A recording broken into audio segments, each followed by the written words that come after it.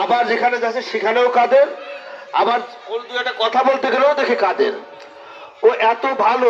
এখন স্যার কেমন স্যার, আমি আজকে তো ওরা বলতেছি আপনি আবার স্যার বলবেন না, সবসময় ঢাকা থেকে আসছি, কিছু কথা বলতে বলতে আসতেছি।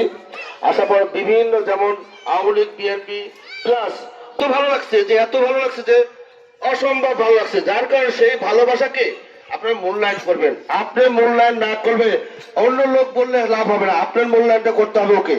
ও যদি মূল্যায়ন হয়, মূল্যায়িত হলে আপনারাও মূল্যায়িত হবেন।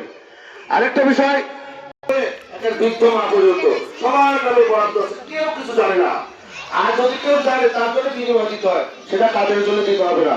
আমরা চাই আপনারা তাদেরকে নির্বাচিত করবেন এবং সৎভাবে থাকবেন। আমি কাদেরকে বলবেন তাহলে মনে করবেন যে আপনার দুর্নীতি হচ্ছে, এই দুর্নীতিটা কাদের হবে না, অতএব কাদের এই মূল্যায়নটা আপনারা করবেন। 2 নম্বর, আমি যেটা বলতেছি দেশের রাজনীতির ব্যাপারে একটা বিষয়, আমরা ঢাকা থেকে আসতেছি, গ্যাস নাই, গ্যাস নিয়ে আমরা আসতে পারতেছিলাম না, তেল নিয়ে আসছি, কোন রকম আসছি। বিদ্যুতের খুঁজছিলাম আমার কি হচ্ছে, এটা কি একবারও কি ভাবছেন? ভাবেন নাই। আজকে আমার বাসায় ঢাকায় আমার বাসায় বাচ্চা কাচ্চা না খেয়ে আছে, গ্যাসের অভাবে রান্না করতে পারি নাই। বাড়িতে পরিবর্তনও চাই, এই পরিবর্তনের জন্য আপনাদের প্রয়োজন। 2 নম্বর হচ্ছে, এই স্কুলটা হয়েছে কোন এক ব্যক্তির জমি দিয়ে, কিন্তু